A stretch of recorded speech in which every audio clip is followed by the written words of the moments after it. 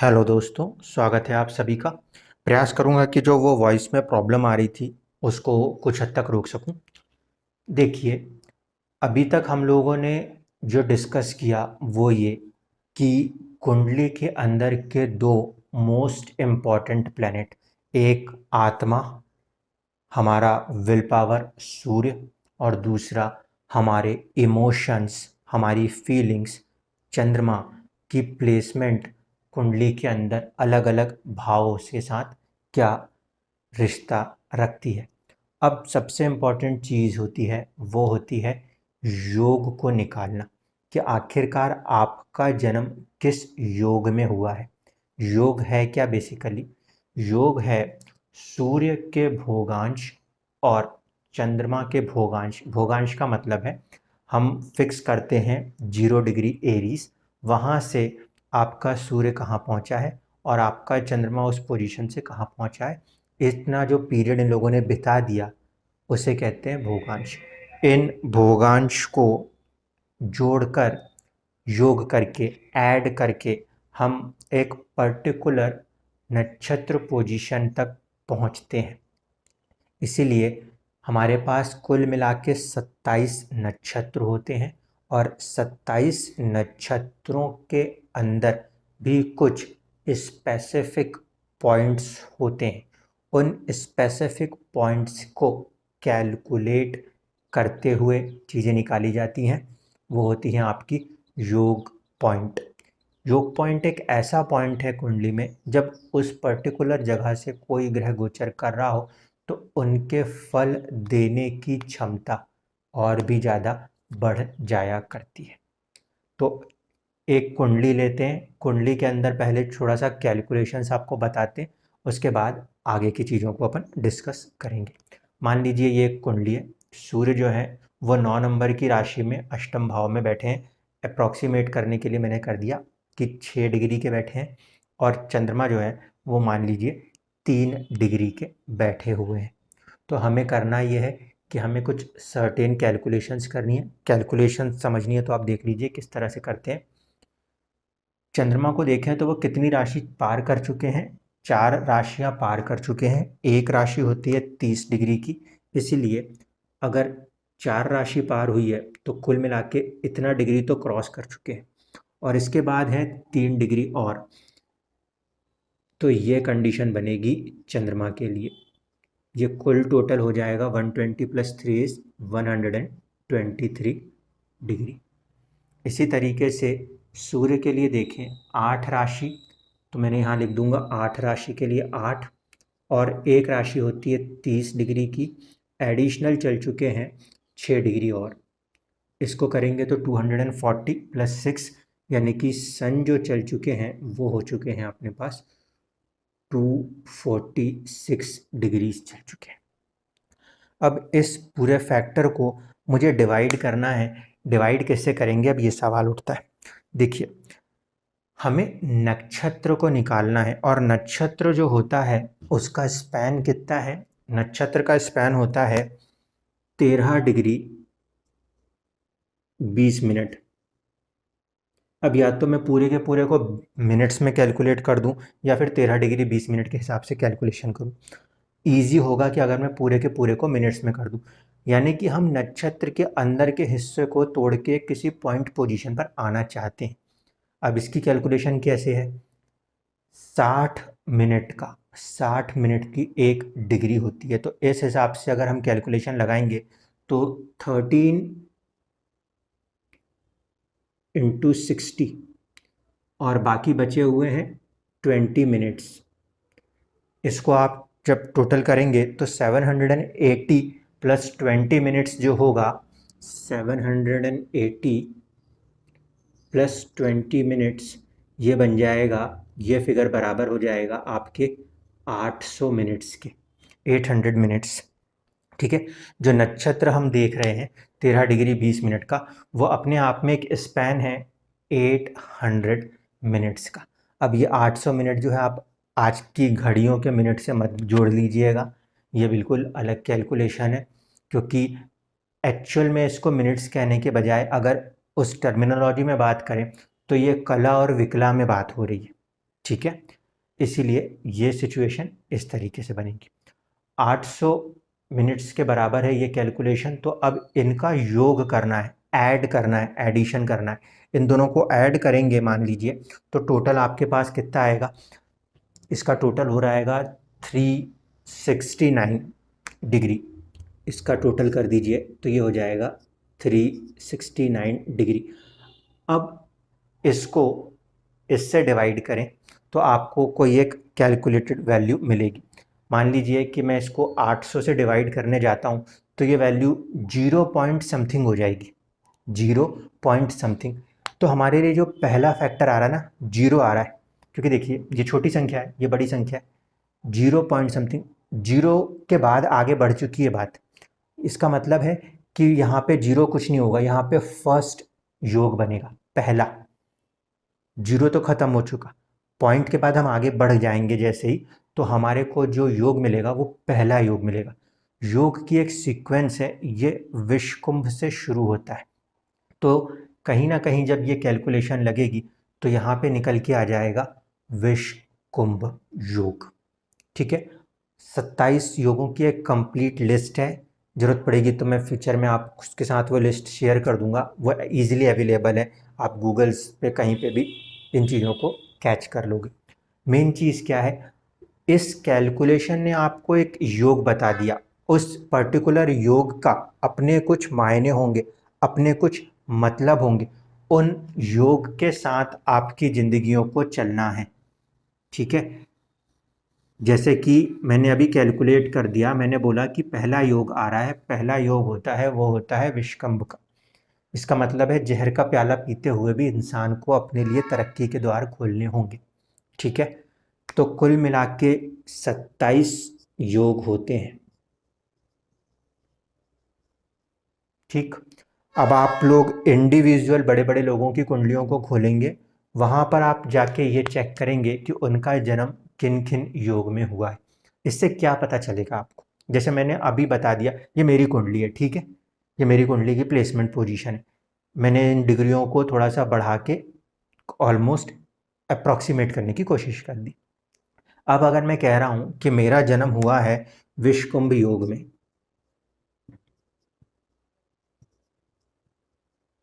तो इसका एक स्वामी बनेगा, इनके स्वामी बन जाएंगे वो हो जाएंगे शनिदेव।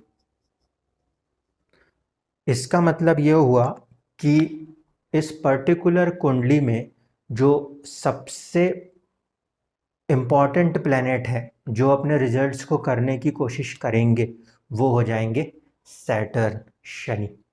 ठीक है, इस तरीके से आप लोगों की अपनी अपनी इंडिविजुअल कुंडली में किसी भी लगन की कोई सी भी कुंडली बनी हो, ये जो पर्टिकुलर चीज़ है योग का, ये योग इंडिविजुअल चार्ट्स में हमेशा वेरिएबल होते चले जाएंगे। ठीक है, मान लीजिए एग्जांपल देता हूँ, ये विषकुंभ योग मुझे मेरी कुंडली में वृषभ लगन से बना हुआ मिला है।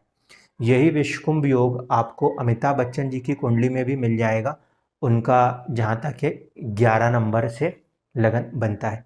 यही विषकुंभ योग आपको 8 नंबर के लगन में मोदी जी की कुंडली में भी मिल जाएगा।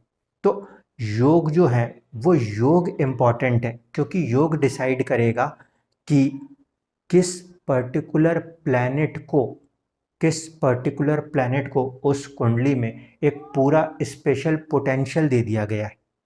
ठीक है, जो लोग मुझसे पूछ रहे थे योगी ग्रह अवयोगी ग्रहों के बारे में बात की जाए, तो ये जो है इस योग का स्वामी जो होता है उसको हम कहते हैं आपके कुंडली का योगी ग्रह। और आपके कुंडली में योगी ग्रह जिन भाव के स्वामी होंगे, उन भावों को कहीं ना कहीं बल प्राप्त हो सकता है। मैं अभी भी बोल रहा हूँ, होगा नहीं बोल रहा, बल प्राप्त हो सकता है। कंडीशन ये भी देखनी होगी कि वो ग्रह खुद जो कि योगी बन रहा है वो कितना स्ट्रांग आपके कुंडली में बैठता है। मान लीजिए नरेंद्र मोदी जी की कुंडली में शनि जो है वो योगी ग्रह बन जाएगा, क्योंकि विषकुंभ का योग वहाँ पे भी कायम है, और वो योग के साथ वो शनि उनके 10वें भाव में बैठा है। इवन दो की डिग्रीज के हिसाब से वो 10 और 11 के आसपास जाते, भले आप कहो कि वो शत्रु राशि है क्योंकि सूर्य की राशि में बैठे हैं, लेकिन क्योंकि वो योगी ग्रह है तो उसकी प्लेसमेंट जहाँ पर है वो चीज़ बहुत ही स्पेशल चली गई। पद प्राप्ति 7th हाउस थी, जबकि 10th हाउस अपने आप में अधिकार था, अधिकार सत्ता थी। वहाँ पे वो शनि जो है वहाँ बैठ के उनको क्या दे रहे थे, पूर्ण रूप से सत्ता दे रहे थे। ठीक है, इसी तरीके से आप देख लीजिए, अभी इसमें और सुन लीजिए, उस पर्टिकुलर चार्ट में जो शनि की राशियां हैं वो तीसरे भाव और चौथे भाव में आती है, इसलिए चौथे भाव में जनता और तीसरे भाव में पराक्रम, उसमें भी बल प्राप्त हो गया। चौथे भाव में माता भी होती हैं तो माता से भी बल प्राप्त हो गया। चौथे भाव में अगर कोई गुरु जैसा ग्रह बैठा है तो उसकी भी पॉजिटिविटी ऐड हो गई। योगी ग्रह आपकी कुंडली में जो होंगे, योगी ग्रह आपकी कुंडली में जो होंगे वो जहाँ बैठेंगे उस भाव में एक अलग सी ताकत पैदा कर देंगे, और जिन भाव के वो स्वामी होंगे उनके अंदर भी एक पॉजिटिविटी आएगी। इस बात को ध्यान रखिएगा। कोशिश ये होनी चाहिए कि योगी ग्रह जो है ना वो गलत घरों में 6 8 12 में ना बैठ जाए। ऐसे में वो अपनी पूरी पोटेंशियल के साथ उन भाव की चीज़ों को बढ़ा देंगे तो हमारी ज़िंदगी में चुनौतियाँ खड़ी हो सकती हैं। एक बात। दूसरी चीज़, उसी एग्जाम्पल को मान लीजिए हम अमिताभ बच्चन जी के लिए ले लेते हैं। अमिताभ बच्चन जी की कुंडली में भी शनि ही कहीं ना कहीं योगी ग्रह बनते हैं। वो जाके बैठे हुए हैं उनके कुंडली में 4th हाउस में, तो आप सभी को पता है कि उनकी प्रॉपर्टी कितनी है। दूसरी बात, उनके कुंडली में शनि जो हैं वो 12th और 1st हाउस दोनों के स्वामी हैं। 12th के स्वामी होने के कारण विदेशों तक उनकी ख्याति तो गई, लेकिन परेशानियां भी कई बार बड़े लेवल पे देखने को मिलती है। फर्स्ट हाउस के स्वामी होने के कारण उनका जो खुद का एक अलग ही फेम है वो बहुत अलग लेवल पे। वहाँ पे क्या हुआ, वहाँ पे योगी ग्रह चौथे भाव से जुड़ा, चौथे भाव से जुड़ने के कारण सुख संसाधनों की बात हुई, और साथ ही साथ फर्स्ट हाउस में होने के कारण खुद के पर्सनैलिटी की बात हुई। इस तरीके से हम वहाँ पे चीज़ों को कनेक्ट कर रहे थे। अब यहाँ पे मान लीजिए कि शनि योगी ग्रह बन भी जाते हैं, शनि को मैं प्लेस कर दूँ, वो यहाँ पे प्लेस हो जाते हैं, तो ये कहने के लिए पद प्राप्ति का भाव भी कह सकते हैं, ये विवाह का भाव भी कह सकते हैं, ये लोगों से कनेक्ट करने का भाव भी कह सकते हैं। तो ये योग बनाने वाला ग्रह जिस पर्टिकुलर हाउस के अंदर जाके बैठे उससे जुड़ के वो चीज़ों को कनेक्ट करने की कोशिश करेंगे, वहाँ से चीज़ों को लेकर आपको देने का प्रयास करेंगे। ये कंडीशन होती है योगी ग्रह की। अब देखिए, योगी ग्रह तो हमने ले लिया, अब बात आएगी योगिक पॉइंट की। योगिक पॉइंट के लिए क्या होगा, जो अभी हमने कैलकुलेशन करी है उसी में हम और एडिशनली ऐड करेंगे 3 राशि 3 डिग्री 20 मिनट के स्पैन को। 3 राशि 3 डिग्री 20 मिनट के स्पैन को। ये बहुत कम लोग मेरे ख्याल से समझा पाते हैं कि ये 3 राशि 3 डिग्री 20 मिनट की पिक्चर क्या है। देखिए, सन की जितनी भी डिग्रीज थी हमने निकाली, वो साथ ही साथ हम ऐड करेंगे मून की डिग्री जो हमने निकाली थी। ठीक है, इसके साथ हम एक फैक्टर और ऐड करेंगे जिसको लिख देते हैं हम 3 साइन और 3 डिग्री 20 मिनट। अब ये 3 साइन का जो फैक्टर है ये समझ लीजिए। देखिए, कुल मिलाकर हम ये जानते हैं कि एक राशि में 9 नक्षत्र पद आते हैं। इस हिसाब से 3 राशियों में कितने आएंगे, 27 नक्षत्र पद आएंगे। 9 इंटू 3 27। तो 27 नक्षत्र पदों को पार करने के बाद अगला जो नक्षत्र पद है, क्योंकि वो तो साइकिल है 108 नक्षत्र पदों की, तो आपका जो कुल 27 नक्षत्र पदों के पार करने के बाद जो नेक्स्ट नक्षत्र है उस पॉइंट को निकालने की कोशिश की जाती है। तो जब आप उसको टोटल करेंगे वो एक पर्टिकुलर वैल्यू निकल के आ जाएगी। जो भी वो पर्टिकुलर वैल्यू निकल के आती है वो पर्टिकुलर वैल्यू को दोबारा से कन्वर्ट करना होता है राशि के अंदर। यहाँ पे जैसे हम लोगों ने किया था उसी तरीके से पूरा ऐड दोबारा से होगा। मान लीजिए अप्रॉक्स ऐड करने की कोशिश करते हैं, 246 डिग्री ये था और हमारे पास ये कितना आया था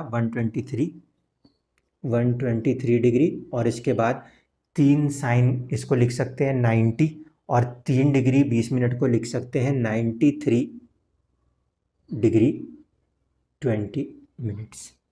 ठीक है, अब इन चीज़ों को फिर इस तरीके से कैलकुलेट करेंगे। कैलकुलेट करने के बाद जो भी कैलकुलेशंस निकल के आएंगी उनको राशियों में कन्वर्ट करना पड़ेगा। अब इसको टोटल करें तो ये अपने लिए आया था 369 डिग्री, और इसके बाद फिर 93 डिग्री 20 मिनट्स। अगर मैं एक अप्रॉक्सीमेशन लगा दूं, इसको 93 डिग्री 20 मिनट्स को 100 मान लूं, तो ये कहाँ जाएगा 469 डिग्री के आसपास। 469 डिग्री, 360 डिग्री यहाँ पे कंप्लीट हो जाएगा, क्योंकि एक सर्कल जो है वो 360 डिग्री का होता है। एक नंबर की राशि में 0 से शुरुआत की जाती है, तो यहीं पे वापस आएंगे तो 360 डिग्री तो यहाँ कंप्लीट हो जाएगा। 360 डिग्री के बाद कितना बचा है उसको देखने की कोशिश करेंगे। 360 के बाद यहाँ पे 9 और यहाँ पे मैंने अप्रॉक्स किया 100, तो 106 डिग्री, 106 डिग्री आगे जाकर कहीं पर मुझे एक यौगिक पॉइंट मिलना चाहिए। मैं अप्रॉक्स कैलकुलेशन दे रहा हूँ क्योंकि कैलकुलेटर नहीं चला रहा है इस समय। तो यहाँ से अगर मैं मानूँ कि मुझे 100 डिग्री जाना है अप्रॉक्सीमेटली, तो 100 डिग्री जाने के लिए क्या होगा, 30, 30 60, 30 90, 30 डिग्री, 30 60 डिग्री, 30 90 डिग्री, और कुछ डिग्री जो है वो यहाँ पे चली गई। इस पर्टिकुलर में 0 से लेके कुछ पर्टिकुलर डिग्री चली गई, जो कि हम भाव का चार्ट बनाते हुए कहते हैं ना कि किस डिग्री से किस डिग्री पे शुरू हो रहा है, वहाँ से उसको देखना पड़ेगा। तो अप्रॉक्सीमेटली भी देख लीजिए, 30 + 30 60, और ये 90 कुछ यहाँ पे जा रहा है, तो ये 93 प्लस अगर यहाँ पे 9 भी करना पड़ जाए तो कितना 101 या 102 कुछ इसके आसपास जाएगा, जबकि मैं 106 ले रहा हूँ। तो कुल मिला के मुझे एक पर्टिकुलर पॉइंट मिलेगा जो कि यहाँ पे मिलेगा, यहाँ पे इस पर्टिकुलर पॉइंट पे जाकर मेरे को एक यौगिक पॉइंट कहलाएगा। ये यौगिक पॉइंट जो है ये एक ऐसा पॉइंट है जिसके ऊपर से या इसके त्रिकोणों से जब ग्रहों के गोचर होंगे तो लाइफ के अंदर होने वाले किसी इंसिडेंट को पकड़ना है तो शायद उसको वहाँ से उठाया जाएगा। ये तो अभी भी बहुत ज़्यादा रिसर्च वर्क्स के काम है जो कि सारी चीज़ों को चलाए जा रहे हैं। आप लोगों का मेन सवाल ये था कि सर योगी ग्रह अवयोगी ग्रह की कहानी क्या है, तो ये बात समझ लिए अच्छे से कि आपके लिए ये जो योग कैलकुलेट होता है सूर्य और चंद्रमा को ऐड करके, वो पर्टिकुलर प्लैनेट जो भी उस योग का स्वामी है वो कहलाता है योगी ग्रह। अब योगी ग्रह अगर आपको मिल जाए तो योगी ग्रह के बाद उसका निकालना होता है नक्षत्र। यहाँ पे जब ये सारी कैलकुलेशनें हो जाएंगी तो नक्षत्र निकल के आ जाएगा। मैंने मान लिया पुष्य नक्षत्र आया, पुष्य नक्षत्र के स्वामी शनि है, ठीक है। अब मुझे अवयोगी निकालना है। अवयोगी के लिए लोग मैथमेटिकल कैलकुलेशंस लगाने लगते हैं, 6 साइन और ये 3 डिग्री 20 मिनट वगैरह करके, तो अपन वहाँ तक नहीं जाते। हम क्या करते हैं, हमें एक बात समझ में आ गई कि अगर आपको अपनी कुंडली में ये पॉइंट मिल गया जहाँ पे कोई एक नक्षत्र आ रहा होगा, यहाँ पे मैं कह रहा हूँ पुष्य नक्षत्र आ रहा है, पुष्य नक्षत्र आ रहा है तो पुष्य से मैं गिनना शुरू करूंगा और 6 नक्षत्र आगे चले जाऊंगा, जो ग्रह आएगा वो मेरे लिए अवयोगी बन जाएगा। तो इस हिसाब से आप कैलकुलेट करोगे तो आप समझ लो, पुष्य से शुरू करूं तो पहला है पुष्य खुद, दूसरा उसके बाद आता है अश्लेषा, तीसरे नंबर पे आएंगे मघा, चौथे नंबर पे अगर हम बात करें तो हमें मिलेगा पूर्व फागुनी, पाँचवें नंबर पे बात करूं तो मुझे मिलेगा उत्तरा फागुनी, इसके बाद छठे नंबर पे बात करूं तो हस्त नक्षत्र। हस्त के स्वामी होते हैं चंद्रमा। तो ऐसे कंडीशन में ये जो चंद्रमा है ये मेरे लिए अवयोगी ग्रह बन गए, ठीक है। बिल्कुल क्लियर सी पिक्चर। ये पर्टिकुलर प्लैनेट जो होगा ये बता देगा कि ये अवयोगी है। अब हुआ क्या, इस कुंडली में शनि जो है इस राशि में अपना नक्षत्र रखते हैं और वो योगी है, ठीक है। शनि इस योग में आने से योगी है, लेकिन इसी राशि के स्वामी, इसी राशि के स्वामी वो नक्षत्र पॉइंट पे कैलकुलेट करने जाएंगे तो अवयोगी भी बन गए, ठीक। इसीलिए कई बार ऐसी भी कंडीशनें आपको देखने को मिलेंगी कि जहाँ पे आपका यौगिक पॉइंट आ रहा है उसका स्वामी आपके लिए अवयोगी भी बन जाएगा। इसका मतलब है मेरी ज़िंदगी में मेरे लिए चंद्रमा जो है वो एक प्रॉब्लमेटिक कंडीशन है। ये प्रॉपर्टी और कहीं ना कहीं बाकी सारी चीज़ों को यहाँ पे डिस्टर्ब करने की क्षमता रखते हैं। ये अगर दिलाने की कोशिश कर रहे हैं, योगी ग्रह अगर किसी चीज़ को दिलाने की कोशिश करते हैं तो अवयोगी ग्रह जो है वो चीज़ों को वहाँ से हटाने की कोशिश करते हैं। अब यहाँ पे एक चीज़ और हो जाएगी, बीच में एक टर्म आ जाता है, उसे कहते हैं डुप्लीकेट योगी या फिर सहयोगी ग्रह। तो डुप्लीकेट योगी और सहयोगी कुछ नहीं है, जहां पे ये पॉइंट मिल रहा होगा उस ही राशि के स्वामी, उस ही राशि के स्वामी जो बनेंगे उन्हें कहते हैं हम सहयोगी ग्रह। तो चंद्रमा मेरे लिए सहयोगी भी है, ठीक है, जिसे हम डुप्लीकेट योगी कहेंगे, और वो मेरे लिए अवयोगी भी माना जाएगा। तो इस तरीके से हर एक इंडिविजुअल चार्ट्स में, जरूरी नहीं है कि सेम प्लेनेट ही निकल के आए, आप लोगों के लिए भी आप लोगों की कुंडली में अलग अलग ग्रह जो हैं अलग अलग रोल्स निभा सकते हैं। हमें ये इंपॉर्टेंट ध्यान रखना पड़ेगा कि अवयोगी ग्रह जो निकल के आ रहा है, अवयोगी ग्रह जो निकल के आ रहा है, उसकी राशियां, उसकी राशियां 6 8 12 भाव में आ रही हूँ तो भी कुछ हद तक ठीक ठाक है, क्योंकि वो अपने तरफ से डैमेज करने की क्षमता रखता है। दूसरा, अगर राशियां वन अभी आ रही हो तो खुद जो है वो भी 3 6 8 ऐसी जगहों पे बैठे तो वो पॉजिटिव रोल करने लगेगा, क्योंकि नेगेटिव प्लेनेट नेगेटिव हाउस में जाके अगर कोई नेगेटिविटी दिखाएगा तो हमारे लिए पॉजिटिविटी बन जाएगी। इसलिए अगर आपकी कुंडली में जब भी कोई पर्टिकुलर ग्रह अवयोगी नजर आता हो तो बस आप ये चेक करिएगा कि उस अवयोगी ग्रह की प्लेसमेंट कहाँ पर है, उस पर्टिकुलर एरिया में प्रॉब्लम आ सकती है, उसकी राशि, क्योंकि मेरे में तो मिक्स्ड है ना, तो मुझे प्रॉब्लम भी आएगी, मुझे दिक्कतें दोनों चीज होंगी, एक तरफ से देगा एक तरफ से लेगा, ठीक है। आप लोगों के में ये कंडीशन नहीं आएगी, तो आप लोगों को ये देखना पड़ेगा कि जो भी ग्रह है उनकी दो राशियां कहाँ पे आ रही हैं, उसमें चैलेंजेस आ सकते हैं, उनकी प्लेसमेंट कहाँ है उस एरिया में चैलेंजेस आ सकते हैं। जैसे मैंने सोनिया गांधी जी की कुंडली में आपको दिखा दिया कि शनि अवयोगी भी बना हुआ है, सर्प देश कांड में जाने के कारण परेशान करता है, तो वहां से तो फिर भी रिकवर हो सकते थे, जैसे इंदिरा गांधी जी किसी तरीके से हो रही थी। लेकिन जब अवयोगी हो गया तो वो बिल्कुल नेगेटिव करने बैठ गया, और वो जिन भाव के स्वामित्व को लेके चल रहा है उसको भी हार्म कर देगा।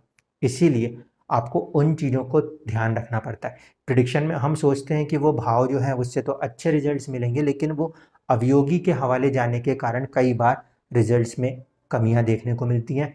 कई बार ऐसा भी देखने को मिल जाएगा कि जब अवयोगी ग्रहों की दशाएं चल रही हैं तो आप भले कह लो कि चंद्रमा यहाँ बैठा है, केंद्र में बैठा है, चौथे घर में बैठा है, उसकी दशा आपको परेशान करेगी। सहयोगी है तो जब उसको पर्टिकुलर प्लैनेट का सपोर्ट आएगा, जब उसको पर्टिकुलर प्लैनेट का सपोर्ट आएगा तब वो सहयोगी अपने योगी प्लैनेट के साथ आपको रिजल्ट कर पाएगा। ये चीज़ आपको ध्यान रखना है। योगी प्लैनेट और सहयोगी प्लैनेट की जब दशा चलेगी तो लाइफ में कुछ इंपॉर्टेंट होने वाला है, हम इसको यहाँ पे ऐसा कंक्लूड कर सकते हैं। आपका योगी प्लैनेट जितने ग्रहों पे दृष्टि डालेगा उनके अंदर वो पॉजिटिविटी ऐड कर देगा। योगी प्लैनेट के पास स्ट्रेंथ होना जरूरी है। अगर किसी कुंडली में योगी प्लैनेट कमजोर हो गया और अवयोगी प्लैनेट मजबूत हो गया तो हम कहते हैं कि ये कुंडली कमजोर है। कई बार आप लोगों ने सुना होगा, लोग बोलते हैं ना कि कुंडली के बल को चेक करिए। कुंडली के बल को चेक करने में सबसे इंपॉर्टेंट फैक्टर इस चीज़ को लेके चला जाता है कि कुंडली के अंदर सबसे इंपॉर्टेंट प्लैनेट हो रहा है जो योग लेके वो चला है। विषकुंभ योग की कंडीशन ही बता दूं आपको, ये सीधी सी बात बताता है कि ज़िंदगी में अप्स आएंगे तो डाउन्स भी आएंगे, डाउन्स आएंगे तो अप्स भी आएंगे। ज़िंदगी कभी एक जैसी नहीं होती। आप इनको अमिताभ बच्चन जी की कुंडली के साथ लगा के देख लीजिए, कई बार ऊपर तक जाने के बाद बिल्कुल नीचे तक गिरना पड़ा, नीचे से गिरने के बाद फिर से ऊपर तक जाना पड़ा। तो इसी तरीके से हर एक योग अपना काम करेंगे। वो जो योग काम करेंगे उसको कहीं ना कहीं वो लॉर्ड काम करवाएगा, लेकिन अगर वो लॉर्ड मजबूत है तो वो उन योगों से निकलने की ताकत दे देगा। अगर इसके विपरीत अवयोगी ग्रह बलवान हो गया तो फिर हम कई ऐसे लोगों को देखेंगे जिनकी जिंदगी नीचे गिरती गई तो डिप्रेशन से निकल के वापस नहीं आ सके। इतना इंपॉर्टेंट फैक्टर हो जाता है आपका योगी और अवयोगी ग्रहों की स्ट्रेंथ को समझना, क्योंकि कुंडली का बल कहीं ना कहीं उन ग्रहों के ऊपर टिका हुआ होता है। योगी ग्रह जितनों के साथ जुड़ते जाएंगे, राशि से जुड़े, नक्षत्रों से जुड़े, उन सभी ग्रहों के अंदर पॉजिटिविटी आएगी।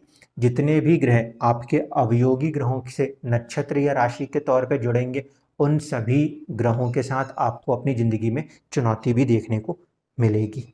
धन्यवाद।